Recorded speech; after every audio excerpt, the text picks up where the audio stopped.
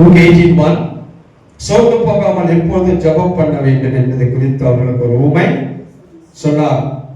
ஜெபத்தை குறித்து, ஜெபத்துடைய கோட்பாடுகளை குறித்து நாம் பேசிக்கொண்டு வருகிறோம். ஜெபத்தின் மேன்மை, இல்ல ஜெபத்துடைய முக்கியத்துவம், இல்ல ஜெபத்தின் வல்லமை, ஜெபத்தின் மூலம் தேவன் எப்படி செயல்படுறாரு, அப்பேற்பட்ட காரியங்களை நாம் தொடர்ந்து பேசிக்கொண்டு போதித்துக் கொண்டு வருகிறோம்.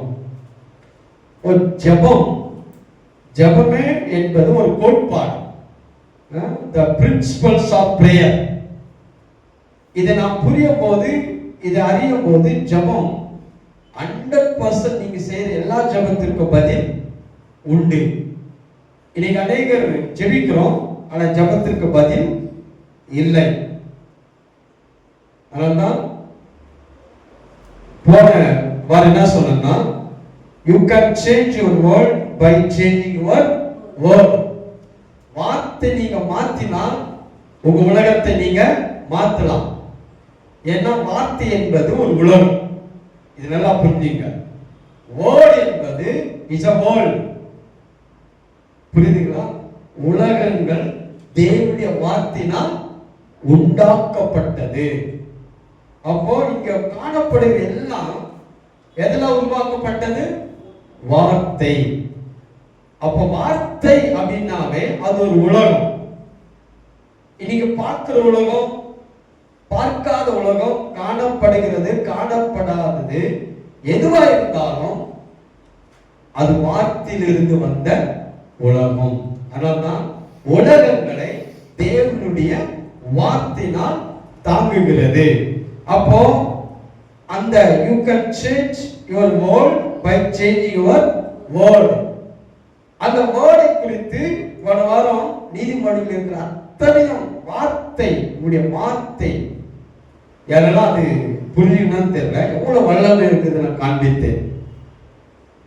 அந்த வார்த்தைக்கு தான் ஆவிக்குரிய உலகமும் காத்திருக்கிறது, பிசாசின் உலகமும் காத்து கொண்டிருக்கிறது. நல்லா புரிஞ்சுங்க. ஏன்னா இந்த ஆவிக்குரிய உலகத்திற்கும் உங்க வார்த்தை தேவை.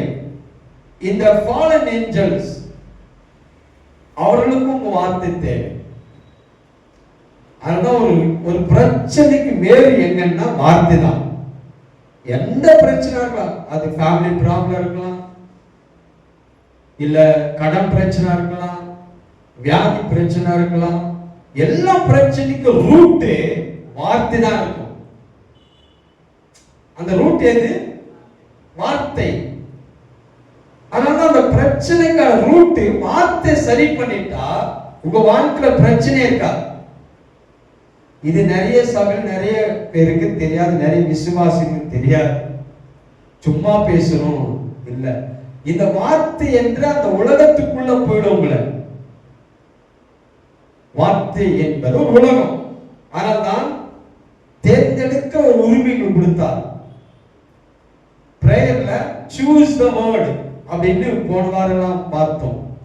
சூஸ் பண்ண அந்த உரிமை நமக்கு தேவன் கொடுத்திருக்கிறார். இன்னைக்கு எப்படி நாம் ஜெபிக்க வேண்டும், இதான் இன்னைக்கு மெயின் பார்ட். இன்னைக்கு சொல்ல போறோம் எப்படி ஜெபிக்க வேண்டும். அதான் நிறைய பேருக்கு நமக்கு தெரியாது. ஜெபிக்கிறோம், ஆனா எப்படி ஜெபிக்கணும்? நம்முடைய ஜெபம் என்றால் சில நமக்கு சொல்லிக் கொடுத்த ஒரு பிரேயர். ஜெபம் போனாவே அந்த ஜெபத்துல ஃபர்ஸ்ட் நம்ம தாழ்த்தணும் இல்லைங்களா?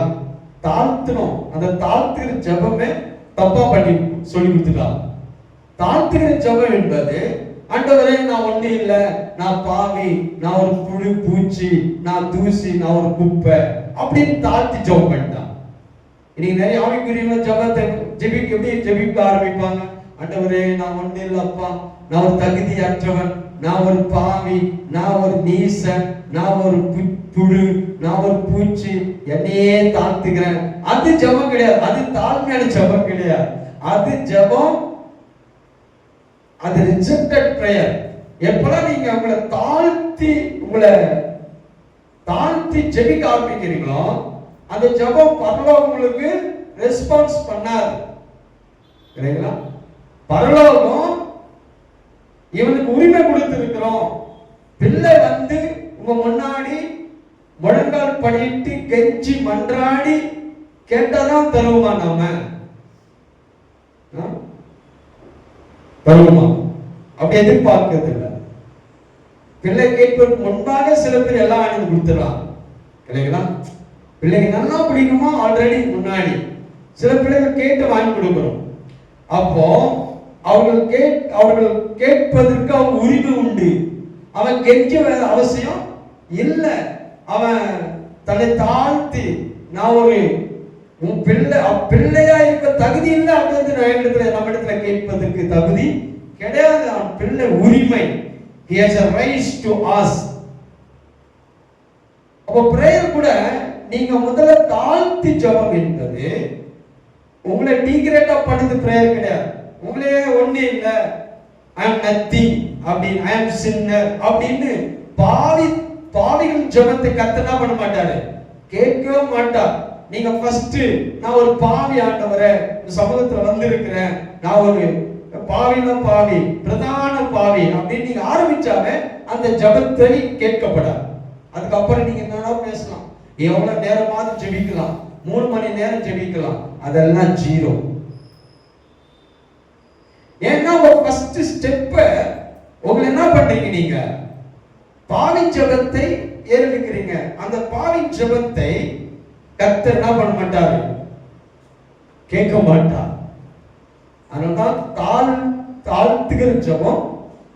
அதுக்கப்புறம் என்ன ஸ்டெப், பாவ அறிக்கை ஜெபம். இந்த ஜெபத்துல அறிக்கைகளை இன்னும் சொல்ல போறேன், இன்னைக்கு கொஞ்சம் அவுட்லுக் சொல்றேன். அதுக்கப்புறம் ஜெபம் வச்சிருப்பாங்க பாவ அறிக்கை ஜெபம். பாவ அறிக்கை ஜெபம் ஒவ்வொரு ஜெப கூட்டத்துல பண்ணக்கூடாது. ஒவ்வொரு பிரேயர்ல பாவ அறிக்கை கிடையாது. அறிக்கை பத்தி பேசும்போது நான் அதை சொல்லியிருக்கிறேன். இப்ப நீங்க நான் பாவம் செஞ்சுட்டப்பா, நான் உங்களுக்கு துரோகம் பண்ணிட்டப்பா அப்படின்னா அந்த ஜெபமும் கேட்கப்படாது. அப்போ பாவ அறிக்கை செஞ்சு நாம் ரட்சிக்கப்படுவது இல்லை இல்லைங்களா? நீங்க பாவ அறிக்கை செஞ்சுதான் ரட்சிப்பு வழி கிடையாது. ஆனா நம்ம அப்படி சொல்லி கொடுத்துருவாங்க, நீ ரட்சிக்கப்படணும்னா எல்லா பாவத்தையும் அறிக்கப்படும். எல்லா பாவம் அறிக்கப்பட முடியுமா ஐயா? சின்ன வயசுல இருந்தே திருட ஆரம்பிக்கிறான் இல்லைங்களா, பொய் சொல்ல ஆரம்பிக்கிறான். எல்கேஜி யூகேஜி எல்லாம் அங்கிருந்து ஸ்டார்ட் பண்ணுங்க. பசங்க பெஞ்சில் அது இதெல்லாம் தூக்கிட்டு வருது இல்லைங்களா? அப்போ அப்பத்துல இருந்து ஒரு 40 வயசுல ரட்சிக்கப்படுறாரு. அந்த பாவம் எல்லாம் அவரால் சொல்ல முடியுமா? அதனால அது பைபிள் சிஸ்டம் கிடையாது. ரட்சிக்கப்பட்ட பிறகு நீங்க 10 வருஷம் ரட்சிக்கப்பட்டிருக்கலாம், ஆனா 10 வருஷமா செஞ்ச பாவம் முன்னாடி நிற்கும். நீங்க ரட்சிக்கப்பட்டு 10 இயர்ஸ் ஆயிடுச்சுங்களா, 10 இயர்ஸ் செஞ்ச பாவம் முன்னாடி நிற்கும். என்னைக்கு நீங்க ஸ்மோக் பண்ணீங்க, என்னைக்கு பொய் சொன்னீங்க, என்னைக்கு நீங்க குடிச்சீங்க, என்னைக்கு அந்த பான்பரங்கெல்லாம் போட்டீங்க, எல்லாம் ஞாபகம் இருக்கும். டேட்ல இருந்து, பிளேஸ்ல இருந்து, லொகேஷன் எல்லாம் ஞாபகம் இருக்கும். மறக்க முடியாது. ரட்சித்த பிறகு செய்யற அத்தனை பாவம் கண்ண முடியாது நிற்கும். அதான் தாவீது சொன்னா, என் பாவங்கள் எப்போது முன்பாக ரட்சிக்கப்பட்ட பிறகு கண்டிப்பா இருக்குது. அந்த பாவத்தை அறிக்கை செய்தா இயேசுவின் ரத்தம் சகல பாவங்களிலிருந்து உங்களை நீக்கும். அப்போ ஜெபத்துல வந்து அந்த பாவ அறிக்கை கிடையாது. அது நம்ம சொல்லி கொடுத்தனா அது சிஸ்டம். அப்புறம் பரிந்து பேசுகிறது, யுத்த ஜெபம், அந்த ஜெபம் நிறைய லிஸ்ட் இருக்குது இல்லைங்களா? பட் அதை விட எப்படி ஜெபிக்கணும் என்று இன்னைக்கு பார்க்க போறோம். எப்படி ஜெபிக்கணும்? ஹீப்ரூ சாப்டர், எபிரேயர் 6ஆம் அதிகாரம் 13ஆம் வசனம். ஹீப்ரூ சாப்டர் 6, எபிரேயர் 6ஆம் அதிகாரத்தை எடுத்துக்கொள்ளுங்க. எபிரேயர் 6:13. Thank you Jesus. எபிரேயர் 6:13. ஆபிரகாமுக்கு தேவன் வாக்குத்தத்தம் பண்ணினபோது ஆணையிடும்படி தம்மிலும் பெரியவர் ஒருவரும் இல்லாதபடியினாலே தமது பேரிலே தானே ஆணையிட்டு, நிச்சயமாகவே நான் உன்னை ஆசீர்வதிக்கவே ஆசீர்வதித்து உன்னை பெருகவே பெருக பண்ணுவேன் என்றார். பாருங்க, இங்க வாக்குத்தத்தம் செஞ்சிருக்கார். நான் எப்படி ஜெபிக்கணும் அப்படின்னா, தேவன் வாக்குத்தத்தம் பண்ணின போது ஆணையிடபடி பெரியவர் தமிழ் ஒருவர் இல்லாதபடினால் தமது பேரில் தானே ஆணையிட்டு இருக்கிறார். கர்த்தருடைய வாக்குத்தத்தங்கள் எல்லாம் வேற யாரு பேருமே ஆணையிடல. நல்லா புரிஞ்சுங்க. கர்த்தருடைய வாக்குத்தத்தங்கள், அந்த வாக்குத்தத்துக்கான ஆணை, ஒரு பிராமிஸ், ஒரு சத்தியம் பண்ணி தான் கொடுத்திருக்கிறார். இப்ப அதை ஒருத்தர் பண்ணணும்னா அவருக்கு மேல ஒருத்தர் இருக்கணும். இப்ப நான் சத்தியம் பண்றேன், எனக்கு மேல என்னுடைய பெற்றோர்கள், அதனாலதான் நம்ம அம்மா மேல அப்பா மேல சத்தியம் பண்ணணும். அம்மா சத்தியமா அப்பா சத்தியமா, ஏன்னா எனக்கு மேல யார் இருக்காங்க? அவங்கதான் நமக்கு சுப்பீரியர், அவங்கதான். இப்ப கடவுள் வாக்குத்தத்தத்தை அவர் ஆணையிடும்படி அவருக்கு மேல ஒருவர் இல்லை. புரியுதுங்களா? அவருக்கு மேல ஒருவர் இல்லாத போது அப்ப சத்தியத்தை தமது பேரிலே ஆணையிட்டு இருக்கிறார். அவருடைய வாக்குத்தத்தங்கள் தாம் பேரிலே ஆணையிட்டு கொடுத்திருக்கிறார். அதனால்தான் வாக்குத்தத்தங்கள் பண்ணின போது ஆணையிடும்படி தமிழ பெரியவர் யார் இல்லாத போது தம்முடைய தாமை அவர் பேரில அவரே ஆணையிட்டு கொடுத்திருக்கிறார். அதனால உங்க கையில் இருக்கிற வேத புஸ்தகம் கர்த்தருடைய வார்த்தை சாதாரண ஒரு ரிலிஜியஸ் புக் கிடையாது, சாதாரணமான புக்கு கிடையாது. பைபிள் என்பது எல்லாம் ஒரு கிறிஸ்துவ மத புஸ்தகம் கிடையாது. இட்ஸ் ஒரு மேனுவல். மனுஷனை உண்டாக்கி அவனுடைய என்னுடைய மேனுவல். இப்ப வாழ்க்கை ஏன் இருக்குதுன்னா, என் வாழ்க்கை ஏன் இருக்குதுன்னா, என்னை உருவாக்கின தேவன் எனக்கு ஒரு மேனுவல் கொடுத்திருக்கிறார். அந்த மேனுவல் தான் உங்க கையில இருக்கிற பைபிள். இது புரியாதனாலதான் நம்முடைய வாழ்க்கை இப்படி இருக்குது. மேனுவலை படிச்சா எல்லாம் ப்ராடக்ட் பண்ணுவது அதோட கூட அந்த மேனுவலை படி கொடுத்துருவாங்க. சின்னது எதுவா இருக்கட்டும், நீங்க எந்த பொருள் எடுத்தாலும் அதுக்கு ஒரு மேனுவல் பண்ணியே பண்ணுவான். மேனுவல் இல்லாம எந்த ப்ராடக்டும் ஆகாது. அப்போ நம்மளை தேவன் உருவாக்கும் போது நமக்கு ஒரு மேனுவலை பண்ணிதான், அதுதான் காட்ஸ் வேர்ட். அப்போ வாக்குத்தத்தங்கள், கர்த்தருடைய தேவனுடைய வாக்குத்தத்தங்கள் எல்லாம், அந்த வாக்குத்தத்தத்தை கர்த்தருடைய பேர்ல, அவர் பேர்ல, அவருடைய பேர்ல ஆணையிட்டு சத்தியம் பண்ணி தமது பேர்ல தானே ஆணையிட்டு கொடுத்திருக்கிறார். அப்போ உங்க பைபிள் இருக்கிற ஒவ்வொரு வாக்குத்தத்தங்கள், அந்த வார்த்தையெல்லாம் தேவனே சத்தியம் பண்ணியிருக்கிறார். அப்ப பைபிள் எவ்வளவு சீரியஸா எடுக்கணும்? இப்போ வார்த்தை எவ்வளவு சீரியஸா இருக்கணும்? அதனால்தான் பிசாசுக்கு நல்லா தெரியும், ஒரு விசுவாசிக்குள்ள வார்த்தை அந்த வெளிச்சம் போயிடுச்சுன்னா வாழ்க்கை பிரகாசமாகும். இதான் சீக்ரெட். வார்த்தை இம்பார்ட்டன்ட் கொடுக்காத நாம் எவ்வளவு வருஷம் கிறிஸ்துவா இருந்தாலும் நம்மளால வளரவே முடியாது. அதான் ஆவிக்குரிய வளர்ச்சி கிடையாது, ஆவிக்குரிய வளர்ச்சி இல்லை. ஏன் இல்லைன்னா அவர்கள் வார்த்தையில வளர்வதில்லை. நீ கூட்டம் பெருசா இருக்கலாம், பேக்ரவுண்டு, அது மியூசிக் எல்லாத்தையும் அதெல்லாம் ஓகே, ஆனா அந்த இடத்துல வார்த்தை இருக்குதா? வார்த்தையில தான் நீங்க ரூட்டட் ஆகணும். ஏன்னா அந்த வாக்குத்தத்தங்கள் தேவன் தாம் பேர்ல சொல்லி கொடுத்ததுனால, ஆணையிட்டு கொடுத்ததுனால அது ரொம்ப பவர்ஃபுல்லா இருக்கும். அப்ப ஜெபம் எப்படி ஜெபிக்கணும் அப்படின்னா, ஜெபமே நம்முடைய விருப்பத்தை தேவனுக்கு தெரியப்படுத்தணும். இதுதான் பிரேயர். உங்கள் விருப்பத்தை தேவனுக்கு தெரியப்படுத்தணும். இப்ப இந்த பூமியில மனுஷன் இல்லாம தேவனால் செயல்பட முடியாது. இப்ப ஏன் பர்மிஷன் இல்லாம இந்த உலகத்தில் பூமியில கர்த்தர் தனிச்சு அப்படின்னு ஆரம்பிச்சோம். அவர் தனியா எதுவும் செய்ய முடியாது, தெரியுங்களா? ஏன்னா இந்த பூமியை யார் கொடுத்தார்? மனுஷன் கொடுத்தார். இப்போ நம்முடைய எதிராக இருக்கிற பிசாசு இல்லைங்களா, பிசாசும் மனுஷனும் அதே பாவம் தான் செஞ்சாங்க. பிசாசு என்ன செஞ்சான்னா, அவன் என்ன பெரிய பாவம் செஞ்சான்னா, தேவனுக்கு மேல ஒரு ஸ்தானத்தை போவான். தேவனை போலவே நான் மாற போறேன், தேவனுக்கு மேல நான் இருக்க போறேன்னு ஆசைப்பட்டான். அதனால்தான் அந்த பாவத்தை தான் செஞ்சு கீழான்னு தள்ளிட்டார். இப்ப மனுஷன் கூட மனுஷனுடைய என்ன ஆசை கொடுத்தா பிசாசு? நீ தேவனை போல மாறினீர்கள். அதான் பிசாசு ஆதாம் யோவானுக்கு சொன்ன, நீங்க இந்த கனியை சாப்பிட்டால் நீங்க தேவனை போல ஆவீர்கள். ஆல்ரெடி அவங்க தேவனை போல தான் இருக்கிறாங்க.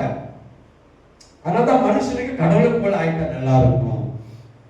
அப்ப ரெண்டு பேரும் அந்த நிலையில தான் கீழே தள்ளப்பட்டார்கள், பாவம் செய்தார்கள். கடவுள் மனிதனுக்கு ஒரு சான்ஸ் கொடுத்தார் இல்லைங்களா? அவனுக்கு இன்னொரு சான்ஸ் கொடுத்தார் பரலோகத்திற்கு வரும்படி. பிசாசுக்கு சான்ஸ் கொடுக்கவில்லை. ஏன்னா மனிதனுக்கு அந்த சான்ஸ் கொடுத்தார். அதான் ரட்சிப்பு. உலகம் தோற்றத்துக்கு முன்பாகவே அடிக்கப்பட்ட ஆடு, ஆயத்த பண்ணப்பட்ட ஆடு, ஆட்டுக்குட்டி, பலி எல்லாமே ஆயத்தப்படுத்தி தான் இயேசு உலகத்துக்கு அனுப்பினார், மனுஷன் அனுப்பினார். இப்ப பிசாசு இருக்கிறான் பூமியில, அவன் பார்க்கறான். இப்ப பூமியில மனுஷன் ஏதாவது பர்மிஷன் இல்லாம கடவுள் ஏதாவது செய்யறாரான்னு பார்த்துக்கிட்டே இருக்கிறான். அதனால்தான் பிசாசு எங்கிருந்து வரேன்னு கேட்டா அவன் சொல்றான், உலகம் எங்கும் சுற்றி வருகிறேன். நீ நிறைய சுத்தினே இருக்கிறீங்கன்னா பிசாசு சுத்தி வைக்கிறான்னு அர்த்தம் இல்லைங்களா? உலகம் எங்கும் சுத்திட்டு வரேன் பிசாசு சொல்றான். ஏன்? அவனுடைய அப்சர்வேஷன் என்னன்னா, இப்ப ஜெபிக்காம கடவுள் ஏதாவது செய்யறாரா? மனுஷன் பிரேயர் பண்ணாம கேட்காம இந்த பூமியில ஏதாவது செய்யறாரா? செஞ்சிட்டாருன்னா அவரை அநீதி உள்ள கர்த்தரை நிரூபிக்கணும். நீ நீதி உள்ளவர். இப்ப பாருங்க, இந்த பூமியில உங்களுக்கு அதிகாரம் இல்லை, ஆனா நீங்க என்ன செஞ்சீங்கன்னு கேட்பான். யார் இடத்துல கேட்பான்? தேவனிடத்துல கேட்பான். அதனால தேவன் ஜெபிக்கிற நம்மை தேடிக்கொண்டிருக்கிறார். ஆனா நம்ம பண்ற ஜெபம் தான் சரியில்லை. இந்த ஜெபத்துல அப்ரோச் தான் சரியில்லை. இப்ப ஜெபத்துல இதெல்லாம் இன்னும் நிறைய நான் பேச போறேன். இன்னைக்கு ஜெபத்துல ஒரு விருப்பத்தை தெரியப்படுத்தணும்.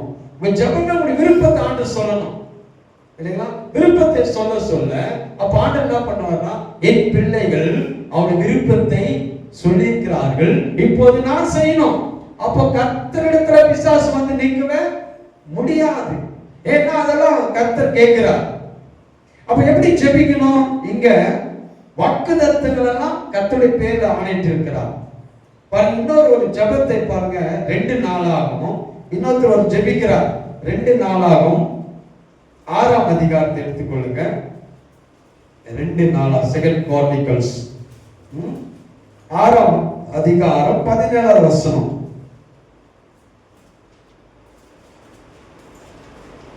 இப்போ இங்க ஒரு பிரேயர் பண்றாங்க. இது ஒரு பிரேயரா இருக்கு பாருங்க.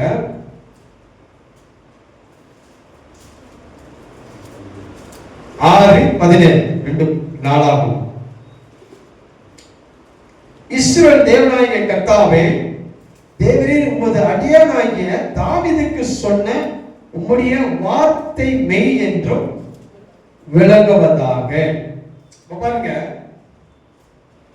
சாலமோன் கர்த்தரிடத்துல ஜெபிக்கும் போதெல்லாம் அவன் என்ன சொல்றான்னா, நீங்க தாவீதுக்கு சொன்னதை செய்யுங்க, அவ்வளவுதான். இப்போ இந்த பிரேயர் எங்க அடிப்படையில வரணும்னா, இந்த வாக்குத்தத்தத்தின் அடிப்படையில் இருக்கணும். எப்படி ஜெபிக்கணும்? அதான் பாயிண்ட். எப்படி ஜெபிக்கணும்? கர்த்தருடைய வாக்குத்தத்தத்தின்படி. இதான் பவர்ஃபுல் பிரேயர். நம்ம ஏதோ வளவளன்னு ஏதோ பிரச்சனையை சொல்லிக்கிட்டு, அவங்க பிரச்சனை, இந்த பிரச்சனை, கணவன் பிரச்சனை, மனைவி பிரச்சனை, பிள்ளைங்க பிரச்சனை, இது பிரச்சனையா சொல்லிட்டு இருப்போம். ஜெபத்துல நம்ம பிரச்சனை சொல்லவே கூடாது. ஆனா 99.9 பிரேயர்ல நமக்கு பிரச்சனை தான் சொல்லணும். அதனாலதான் நம்முடைய ஜெபம் கேட்கப்படவில்லை. ஜெபமே பிரச்சனை சொல்றதுல கர்த்தருக்கு எல்லா பிரச்சனை தெரியும். உங்க பைனான்சியல் பிரச்சனை தெரியும், உங்க குடும்ப பிரச்சனை தெரியும், உங்க குறைகள் தெரியும், எல்லாமே அவருக்கு தெரியுங்க. இப்போ பிரேயர்னு வரும்போது, அவரிடத்துல வரும்போது, உங்க ஜெபம் என் பிரச்சனையை கொட்டுவதில்லை, உங்க கண்ணீரை கொட்டுவதில்லை, உங்களுடைய புலம்பலை கொட்டுவதில்லை. இப்போ வாக்குத்தத்தத்தின்படி, அதனால தான் எபிரேயர் 6ஆம் அதிகாரம் சொல்லி இருக்குது, பவர்ஃபுல் வேர்டு. இந்த வாக்குத்தத்தம்லாம் இன்னொரு பேர்ல இல்ல, யாருடைய பேர்ல ஆணையிட்டு இருக்கிறாரு? அவர் பேர்ல. அப்படின்னா இந்த வாக்குத்தத்தம் பவர்ஃபுல். கர்த்தர் சொன்ன அத்தனை வார்த்தையும் பவர்ஃபுல். அப்ப இந்த பவர்ஃபுல்லா இருக்கிற வார்த்தை, இந்த வாக்குத்தத்தங்கள் படிதான் நாம் ஜெபிக்கணும். ஜெபமே வாக்குத்தத்தத்தின் படி நீங்க வரணும். அப்போ இங்க தாவீதுடைய மகன் அவன் என்ன சொல்றான்னா, சாலமோன் உம்முடைய தாவீதுக்கு சொன்ன வார்த்தையின்படி செய்யும், அவ்வளவுதான். வேற எதுவும் அவன் ஜெபிக்கல. ஏன்னா அவனுக்கு தெரியும் எதையெல்லாம் தாவீதுக்கு நீங்க சொன்னீங்களே. இப்ப தாவீதுக்கு நிறைய ஆண்டவர் சொல்லி இருக்கிறார்.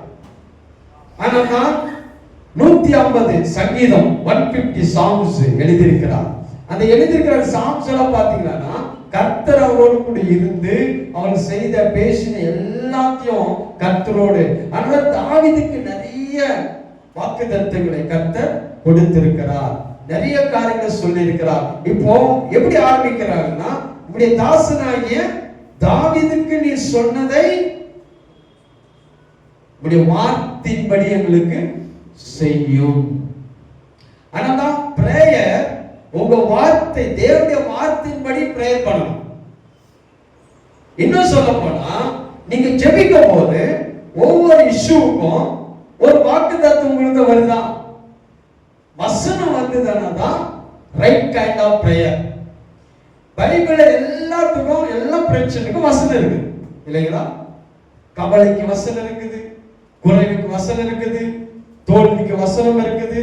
எல்லா வாக்குத்தத்தங்கள் தேவன் எல்லாத்துக்கும் தேவனுடைய வார்த்தை கொடுத்திருக்கிறார். இப்போ பிரச்சனைக்கான சொல்யூஷன் அவர் தம்முடைய வார்த்தையை அனுப்புவார். அந்த வார்த்தை வந்து கேட்கணும். ஏன்னா இப்ப கர்த்தர் உங்க பிரச்சனை மாத்தணும்னா அவர் எது மூலமா மாத்த மாட்டார், வாக்குத்தத்தத்தின் மூலம் தான் வார்த்தை செய்வார். ஏன்னா அவர் ஆணையிட்டு கொடுத்துட்டார். இப்ப அந்த வாக்குத்தத்தத்தை கொண்டு வரணும், வாக்குத்தத்தத்தின்படி வரணும்.